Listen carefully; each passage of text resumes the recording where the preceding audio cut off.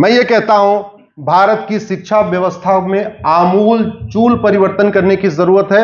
ये वर्तमान शिक्षा व्यवस्था को बदल के यहां पे 555 मॉडल इंप्लीमेंट करने की जरूरत है।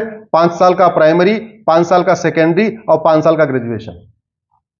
5 साल के प्राइमरी में आप उसको दुनिया भर की कहानी मत पढ़ाइए, ना कोई विदेशी भाषा पढ़ाइए, ना कोई विदेशी किताब पढ़ाइए, ना कोई विदेशी लैंग्वेज पढ़ाइए, ना कोई विदेशी परंपरा पढ़ाइए।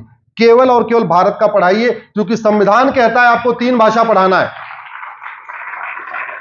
संविधान कहता है आपको 3 भाषा पढ़ाना है। मान लो आपको विदेशी लैंग्वेज से बहुत प्यार है, अंग्रेजी पढ़ाना भी है, तो अंग्रेजी में भगवत गीता पढ़ाओ ना भैया, क्या दिक्कत क्या है? अरे भाषा भी सीखेगा, भगवान कृष्ण के बारे में सीखेगा, अर्जुन के बारे में सीखेगा, सवाल जवाब सीखेगा, मैनेजमेंट का लेसन सीखेगा, कर्मयोग सीखेगा, राजयोग सीखेगा, ज्ञान योग सीखेगा, सब कुछ सीखेगा बच्चा।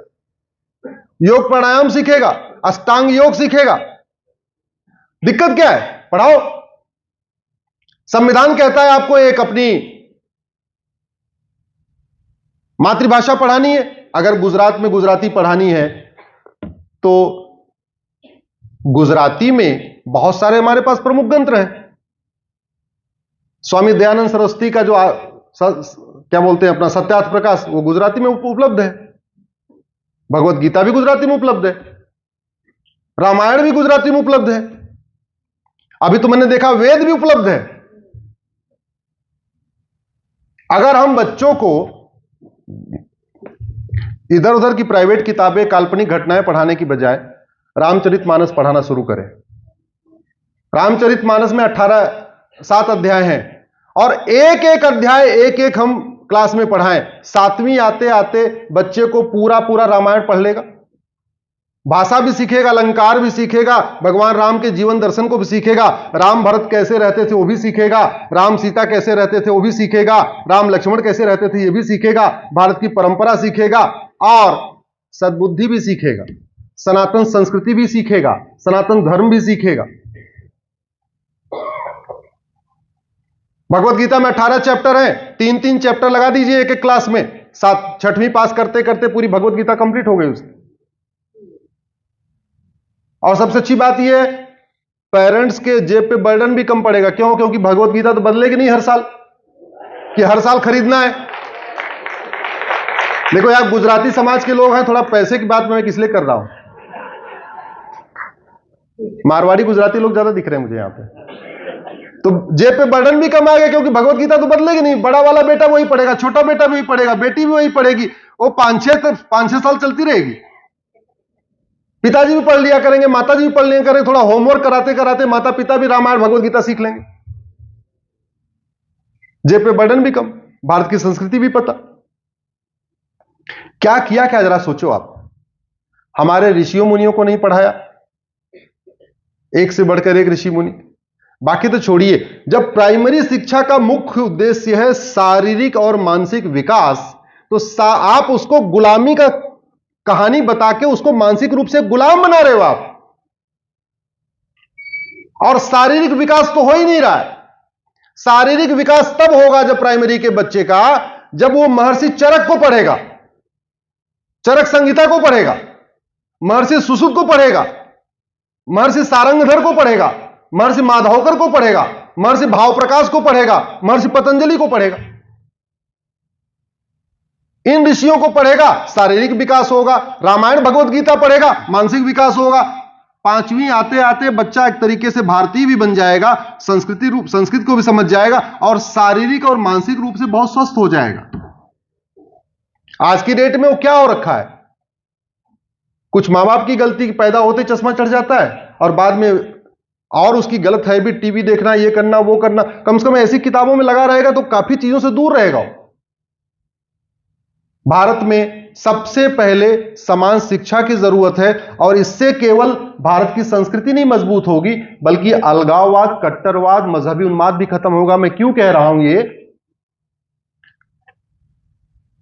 मदरसे में सिखाया जाता है इस्लाम को कैसे फैलाना है। अगर मैं अपनी भाषा में कहूं, हम लोग क्या कहते हैं, जरा जोर से बोलिए, धर्म की अधर्म का, प्राणियों में विश्व का, हम कभी कहते हैं हिंदू की जय हो क्या? हम क्या कहते हैं? धर्म की। हम कहते हैं क्या गैर हिंदुओं का नाश हो? हम क्या कहते हैं? अधर्म का नाश हो। हम कभी कहते हैं क्या केवल हिंदुओं में सद्भावना हो? नहीं, प्राणियों में सद्भावना हो।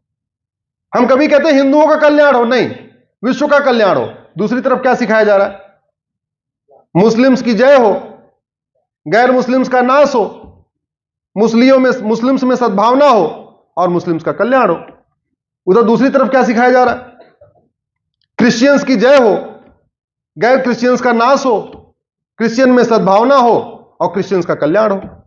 अब आप ये बताओ, इन तीनों शिक्षाओं में कौन सी शिक्षा इस धरती के लिए और मानव के लिए, इंसान के लिए ज्यादा अच्छी है? जोर से बोलिए। तो वो तो तभी आएगी ना जब ये मिशनरी स्कूल बंद होगा, मदरसा बंद होगा और हर जगह गुरुकुल स्कूल खुलेगा, वैदिक स्कूल खुलेगा। इसलिए मैं कह रहा हूं, हमारे पास एक कानून है राइट टू एजुकेशन, उसमें एक शब्द जोड़ देना चाहिए, इक्वल। वो बन जाएगा राइट टू इक्वल एजुकेशन। अभी उसमें पढ़ने की उम्र 6 से 14 साल है, उसको 6 से 16 कर देना चाहिए, यानी 10वीं तक पूरी तरीके से देश में one nation one syllabus, one nation one curriculum. और सब लोग अपनी अपनी भाषा में पढ़ेंगे, गुजरात वाला गुजराती में पढ़े, महाराष्ट्र वाला मराठी में पढ़े, तमिलनाडु वाला तमिल में पढ़े। सिलेबस करिकुलम कॉमन होना चाहिए और वैदिक शिक्षा व्यवस्था लागू करना चाहिए। अगर हम आतंकवाद को रोकना चाहते हैं, अलगाववाद को रोकना चाहते हैं, कट्टरवाद को रोकना चाहते हैं, मजहबी उन्माद को रोकना चाहते हैं, एक ही तरीका है, भारतीय शिक्षा व्यवस्था लागू किया जाए। गौतम बुद्ध को पढ़ाया जाए, भगवान महावीर को पढ़ाया जाए, महर्षि दयानंद को पढ़ाया जाए, भगवान राम को पढ़ाया जाए, भगवान कृष्ण को पढ़ाया जाए, तभी भारत में शांति आएगी, समृद्धि आएगी, नहीं तो समस्याएं बनी रहेंगी। 10:15 हो चुके हैं, 11:15 हो रहे हैं।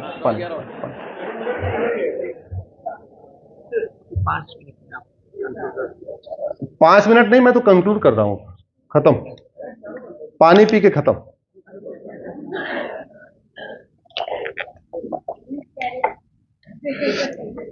एक बार जरा आप लोग ऐसे करो, भारत माता की, भारत माता की, भारत माता की।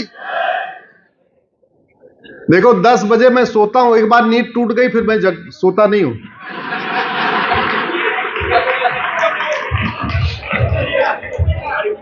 एक बार नींद टूट गई फिर नींद आती नहीं है।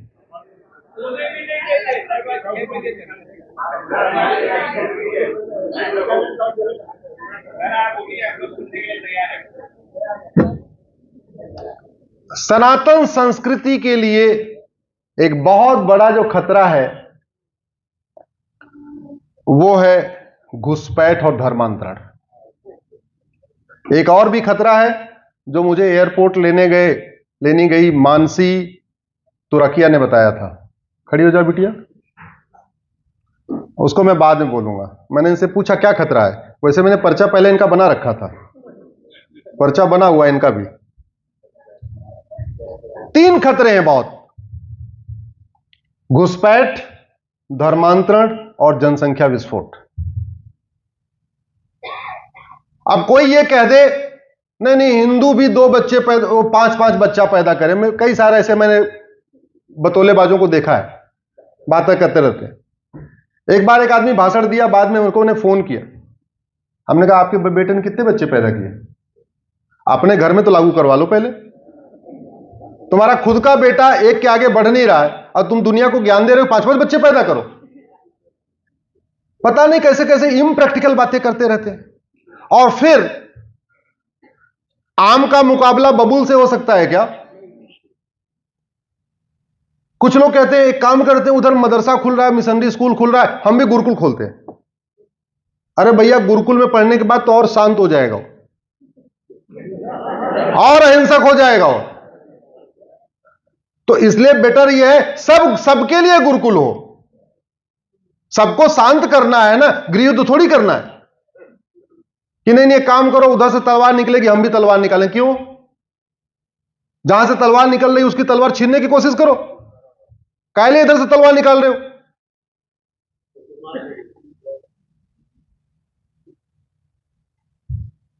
घुसपैठ बहुत बड़ी समस्या है। मेरी पीआईएल भी चल रही है सुप्रीम कोर्ट में। 5 करोड़ 2017 में आ गए थे, अब तो 5.25 हो गए होंगे, 5.5 हो गए होंगे। आपकी धारावी भरी हुई है, आपका थाना भरा हुआ है, आपका वसई विरार भरा हुआ है, आपका कल्याण भरा हुआ है, भिवंडी भरा हुआ है। ठीक है, आपको मैं एक सोच बताता हूं, यह घुसपैठ कैसे खतरनाक है। फ्रांस और मोरक्को का वर्ल्ड कप सेमीफाइनल चल रहा था फुटबॉल का, अभी 5-6 महीने पुरानी बात है। फ्रांस 3 महीने जला था ना, ये मीडिया वालों ने ये तो बताया जल रहा, लेकिन ये नहीं बताया मूल कारण क्या है। मैं मूल कारण आपको बताता हूं। मोरक्को में जब युद्ध चल रहा था तो वहां के कुछ शरणार्थियों को फ्रांस ने शरण दे दिया, उनको रोटी कपड़ा मकान दिया, उनको रोजगार दिया, उनको बसाया ह्यूमैनिटेरियन नेचर पे। और जब फ्रांस ने मोरक्को को हराया तो उन्होंने पूरे फ्रांस को जलाया कि तुमने हमारे भाइयों क्यों हरा दिया। यह सोच आप खत्म कर सकते हो क्या? जब तक वो स्कूल नहीं बंद होगा जिस स्कूल में यह सोच आती है, तब तक समाधान नहीं होगा। मैं बार बार कहता हूं, आतंकवादी को मारना जरूरी है, लेकिन आतंकी सोच को मारना बहुत जरूरी है। आतंकी सोच, क्योंकि आप आईएसआईएस को खत्म करोगे, हमास पैदा हो जाएगा। हमास को खत्म करोगे, फिर तीसरा एक और खड़ा आ जाएगा। जैसे भारत में हुआ, सिमी को प्रतिबंधित किया, पीएफआई बन गया। अभी पीएफआई को बैन करेंगे, डीएफआई बन जाएगा। वो सोच खत्म करना पड़ेगा, मदरसों को बंद करना पड़ेगा।